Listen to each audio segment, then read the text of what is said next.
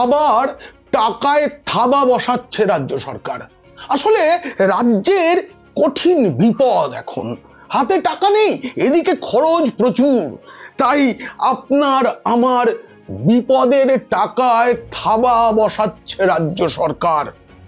ইধার কা টাকা উধার আর উধার কা টাকা ইধার করার ব্যাপারে আমাদের রাজ্যে পিসি ভাইপো দলের যে সরকার, তাদের জুড়ি মেলা ভার। দেশে হয়তো 1 নম্বর কিংবা একমাত্র রাজ্য যারা এটা এত বেশি করে থাকে। আজ এক নোংরা পরিকল্পনা ফাঁস করব আমি, যা ইতিমধ্যেই শুরু হয়ে গিয়েছে। যদি এই প্রতিবেদন ভালো লাগে তবে অবশ্যই সাবস্ক্রাইব করবেন। পিনাক্ষী বলছে, আমার ভিডিও অনেক মানুষ দেখছেন, কিন্তু সেই অনুযায়ী সাবস্ক্রাইবারের সংখ্যা এখনো অনেকটাই কম। তাই বলবো, নিজেরা তো সাবস্ক্রাইব করুন, বন্ধুদেরও পাঠান। এখন কিভাবে টাকায় থাবা মারার মতলব করেছে রাজ্য সরকার তা জানতে দেখুন এবং শুনুন পিনাক্ষী বলছে।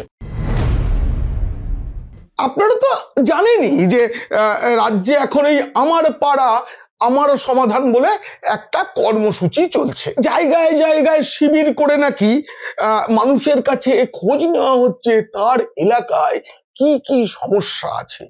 মানে ভাবটা এমন যেন তৃণমূলের লোকজন, নেতারা, পুরসভা, পঞ্চায়েত প্রধান তারা জানেনই না, তারা কিচ্ছু জানেন না। কোথায় রাস্তা ভাঙা, কোথায় কল নেই, কোথায় বাস স্ট্যান্ড ভেঙে পড়েছে, কোন স্কুলের ছাদ উড়ে গেছে, কোন স্কুলের টয়লেটটাই নেই, এসব যেন কেউ জানেন না। তাই শিবির করে করে মানুষের কাছে জানা হচ্ছে কোথায় কি কাজ করতে হবে। আসলে কি জানেন তো, আসলে পুরো ব্যাপারটা হচ্ছে লোককে বোঝানো, এই দেখো আমরা কাজ করছি, আমরা কাজ করি, এইটা দেখানোর জন্যই এই সব করা। কারণ রাজ্যে কি উন্নয়নমূলক কাজ দরকার, কোথায় পরিকাঠামোগত সংস্কার কি দরকার, এটা তো প্রশাসনের চিহ্নিত করার কাজ, সাধারণ মানুষের তো নয়।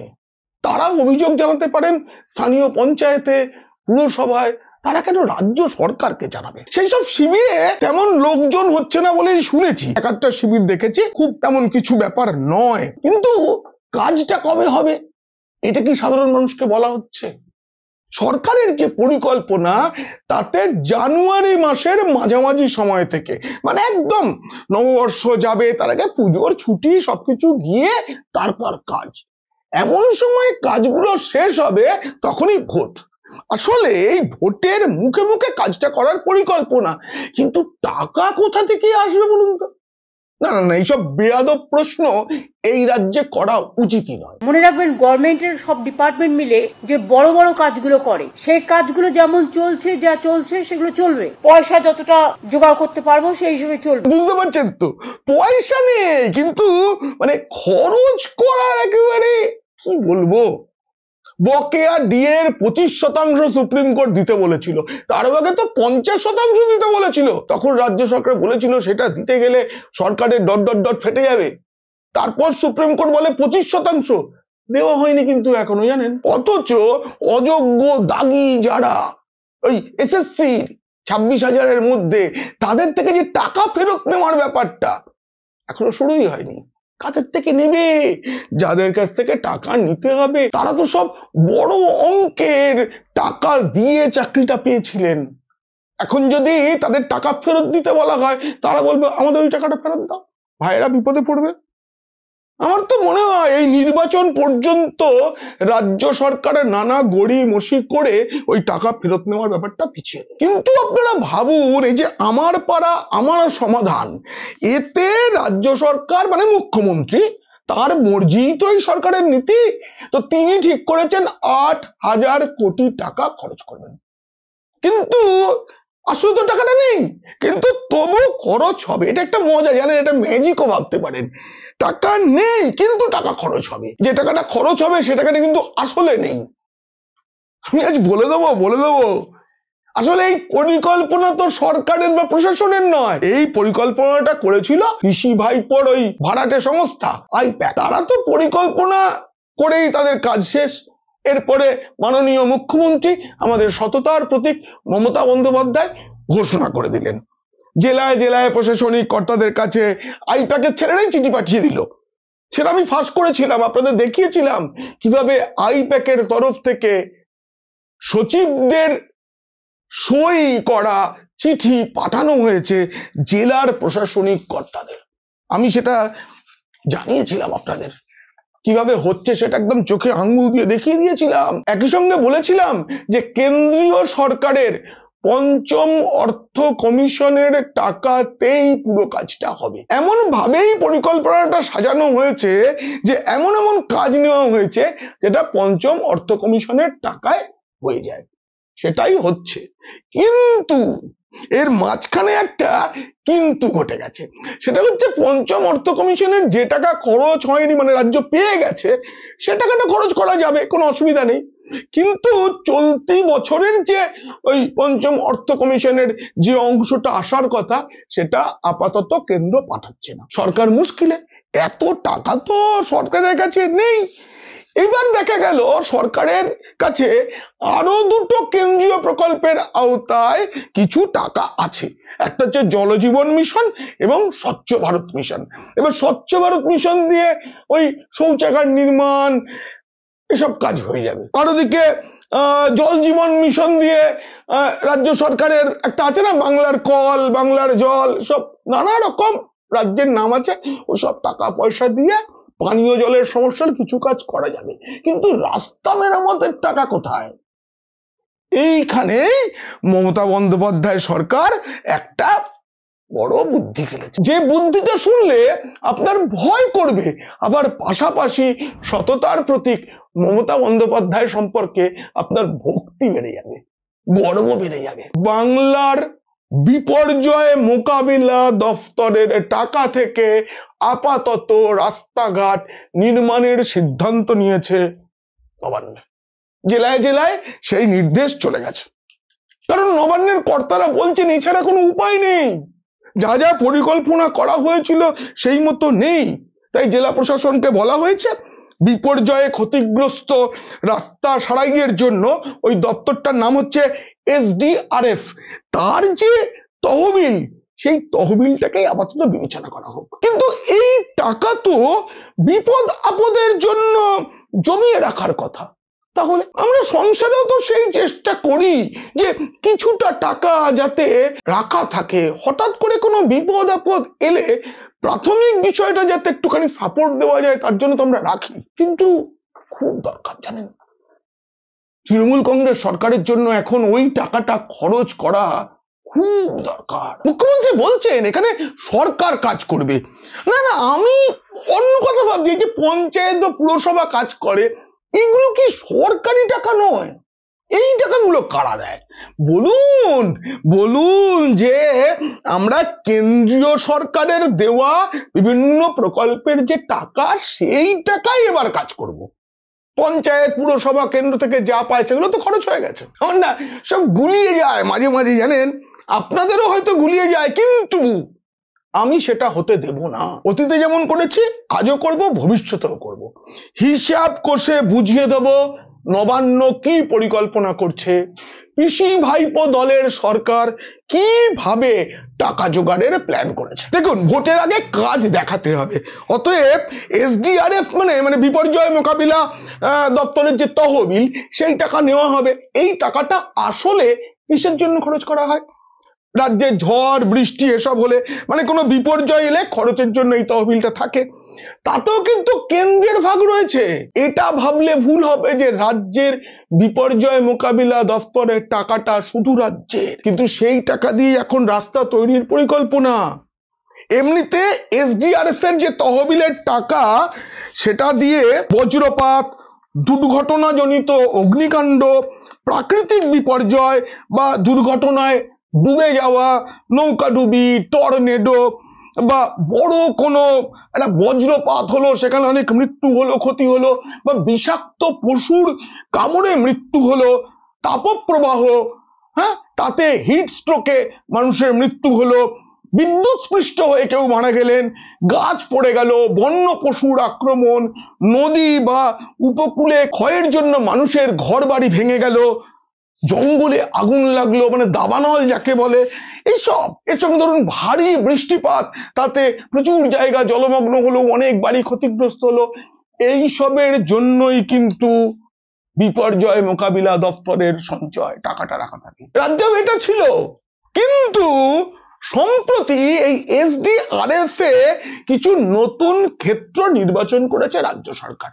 নবান্নের কর্তারা বলছেন, তাদের সঙ্গে আমি কথা বলে যা জেনেছি, যে কাঠামো, বাড়ি বা দেওয়াল ভেঙে পড়া এটা এর মধ্যে ছিল না, এটাকে যুক্ত করা হয়েছে। কায়দাটা হচ্ছে এই যে বিপর্যয় মোকাবিলা দপ্তরের টাকা নেওয়া হচ্ছে, এবার যা রাস্তা সারানো হবে, কারো বাড়ির দেওয়াল, স্কুলের কোনো বিল্ডিং সারানো হবে, সবগুলোকে দেখিয়ে দেওয়া হবে কোনো না কোনো বিপর্যয়ে ক্ষতিগ্রস্ত হয়েছিল। ভগবান না করুন যেন সত্যের বিপর্যয় না হয়। আমার পাড়া আমার সমাধান কর্মসূচির আওতায় যাতে এগুলোকে আনা যেতে পারে তার পরিকল্পনা হয়ে গেছে। আমি বলছিলাম না, সততার প্রতীক মুখ্যমন্ত্রী ইধার কা টাকা উধার আর উধার কা টাকা ইধার করার ব্যাপারে 1 নম্বর। আমি জানি না এই যে বিপর্যয় মোকাবিলার টাকা অন্য খাতে খরচ হবে, এই রাজ্য বিজেপির নেতারা তথা অন্য বিরোধী রাজনৈতিক দলের নেতারা সেটা বুঝতে পারছেন কিনা কে জানে। আমি বুঝেছি, এবং আমার যা দায়িত্ব সেটা আপনাদের জানানো, আমি আমার কর্তব্য মেনে আপনাদের জানিয়ে দিলাম। সেই জানানোর অংশ হিসাবেই আমি আপনাদের বলি, SDRF তহবিলের যে মোট টাকা তার 75% কেন্দ্রের টাকা, বাকি 25% রাজ্যের। এবার যে এর মোট টাকা, এর মধ্যে মাত্র 10% রাজ্য সরকার ঠিক করতে পারে যে আমি কোথায় কোথায় খরচ করব। তবে সেই খরচটাও কিন্তু ইচ্ছা মতো নয়, একে দিয়ে দিলাম, পুজো কমিটিকে দিলাম, তা নয়। সেই খরচটাও করতে হয় কোনো না কোনো বিপর্যয় মোকাবিলার জন্যই। এবারে জানুন একটা মজার কথা, নবান্নের কর্তারা জানাচ্ছেন বিপর্যয় ঠিক দেখিয়ে দেওয়া যাবে এমন ভাবে সব হিসেব করে অলরেডি 10% হিসাবে ওই মোট টাকার প্রায় 703.50 কোটি টাকা, 703.50 কোটি টাকা ওই বিপর্যয় মোকাবিলা দপ্তরের থেকে নিয়ে রাজ্যের 13টি দপ্তরের মধ্যে ভাগ করে দেওয়া হয়েছে। সব থেকে বেশিটা দেওয়া হয়েছে পঞ্চায়েত দপ্তরকে, 124 কোটি টাকা। কারণ গ্রামাঞ্চলেই তো আসল যেতে হবে, বুথ স্তরে পৌঁছতে হবে। মুখ্যমন্ত্রী বলেছেন এই কাজটা নিয়ে, যেন প্রশাসনিক কাজ আর ভোট এক, বুথ স্তরে যেতে হবে। বলে দেওয়া হয়েছে পঞ্চায়েত দপ্তরকে যে এই অর্থ গ্রামীণ রাস্তার মেরামত বা পুনর্গঠন খাতে খরচ হয়েছে, হিসাব দেখাতে হবে। কি খরচ করছো সেটা বড় কথা নয়, ওই হিসাবটা দেখাতে হবে এই খাতে খরচ হয়েছে। আবার পুর ও নগরোন্নয়ন দপ্তর, যেটা শহরাঞ্চলে কাজ করে, তাদেরকে দেওয়া হয়েছে 2.5 কোটি টাকা। এখানে বলা হয়েছে আবার রাস্তা মেরামত, রাস্তার আলো, নর্দমা, জল সরবরাহ, এইসব খাতে, এবং এগুলো সবই কোনো একটা কিছুর জন্য নষ্ট হয়ে গিয়েছিল, নতুন কাজ হবে, অথচ দেখাতে হবে হিসেবটা যে কোনো একটা বিপর্যয়ের জন্য এগুলো নষ্ট হয়ে গিয়েছিল, সেগুলো সারাই করা হচ্ছে। ভাবুন ভাবুন, এবং শ্রদ্ধাশীল হন আমাদের সততার প্রতীক মুখ্যমন্ত্রীর প্রতি, শ্রদ্ধাশীল হন, গর্ব করুন, তিনিই পারেন। বিপদ হয়নি সংসারে, কিন্তু বিপদ হয়েছে দেখিয়ে টাকা খরচ করা, এটা আমরা ভাবতে পারি। বাড়িতে কেউ অসুস্থ হননি, কিন্তু কাগজপত্র রেডি করে মেডিক্লেমের টাকার দাবি জানানো যেরকম কাজ, এটাও কিন্তু তাই। ভেবে দেখুন, এই রাজ্যে যে কোনো দিন বড় রকমের ঝড় বৃষ্টি কিছু হতে পারে, সেসবের তোয়াক্কা না করে আগে থাকতেই বলে দেওয়া হচ্ছে ঝড় বৃষ্টি এসব হয়ে অনেক ক্ষতি হয়ে গেছে। কলকাতা পুরসভাকেও টাকা দেওয়া হয়েছে আলাদা করে। কলকাতা পুরসভা পেয়েছে 5 কোটি টাকা প্রায়। এখানে বলা হয়েছে, মনে আছে রেমাল বলে একটি ঘূর্ণিঝড় হয়েছিল, কলকাতা পুরসভাকে দেখাতে হবে যে রেমাল ঘূর্ণিঝড়ে এই ক্ষতি হয়েছিল, সেইগুলো আমরা, আপনার মনে আছে কবে রেমাল ঝড়টা হয়েছিল? মনে নেই তো, কিন্তু আমাদের সততার প্রতীক মুখ্যমন্ত্রী মনে রেখেছেন, তার সরকার মনে রেখেছে। বুদ্ধিটা দেখুন, সবাই ভুললেও তিনি ভোলেননি, কারণ এখন তো কাজে দিচ্ছে। রেমাল বিপর্যয় ঘটেছিল 2024 সালের মে মাসে, 1 বছরের বেশি সময় পার হয়ে গেছে।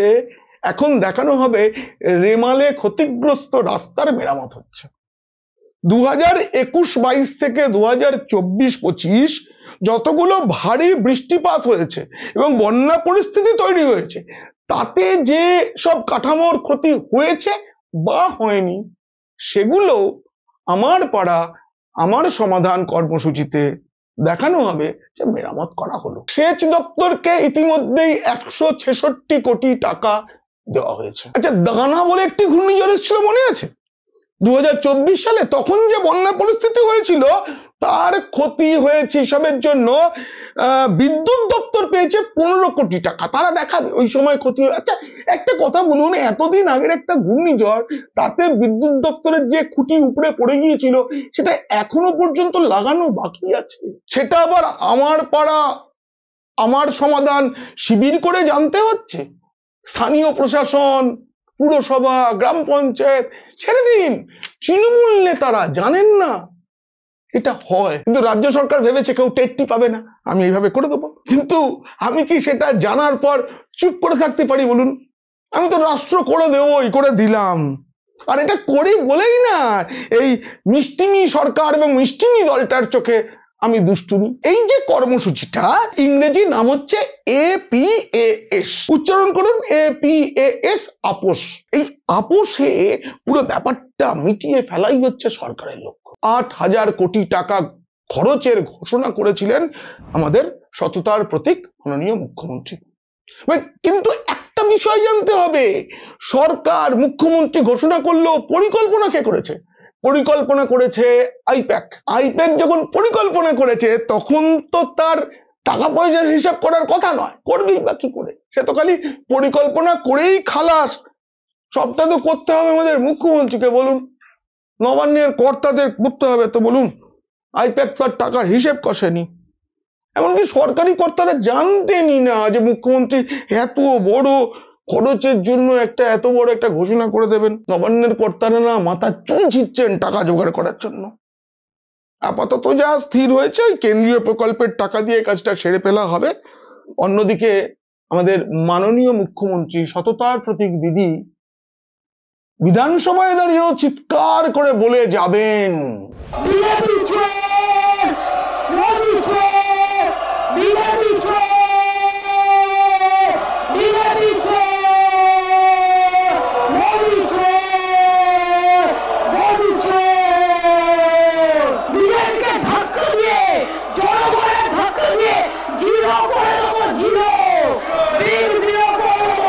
দিদি বলেছেন, ব্যাস এই রাজ্যের এক শ্রেণীর মানুষও সেটাই বিশ্বাস করবেন। কেন্দ্র টাকা দেয় না, বাংলার বদনাম করে, বাঙালিকে ঘৃণা করে, কারণ সেই শ্রেণীর মানুষেরা মনে করেন মমতা দিদি বলেছেন মানে সেটা বেদে লেখা রয়েছে। ফলে রাজ্যের বিপর্যয় তহবিল নিয়ে তৃণমূল তার দলীয় বিপর্যয় সামলাচ্ছে, বুথ স্তরে টাকা পৌঁছচ্ছে, আর বাঙালি বুড়ো আঙুল চুষছে। সবাই ঈশ্বরকে ডাকুন যাতে সত্যি কোনো বিপর্যয় এখন আর না হয়, তাহলে কিন্তু টাকার যোগান পাওয়া যাবে না। আপাতত তাই ঈশ্বরকে ডাকুন আর কমেন্টে লিখুন এই প্রতিবেদন কেমন লাগলো। যদি ভালো লেগে থাকে তাহলে বন্ধুদের শেয়ার করবেন, আর খারাপ লাগলে শত্রুদের। আর সবাই বিপদ যতই থাকুক মনে মনে সুখে থাকবেন, ভালো থাকবেন।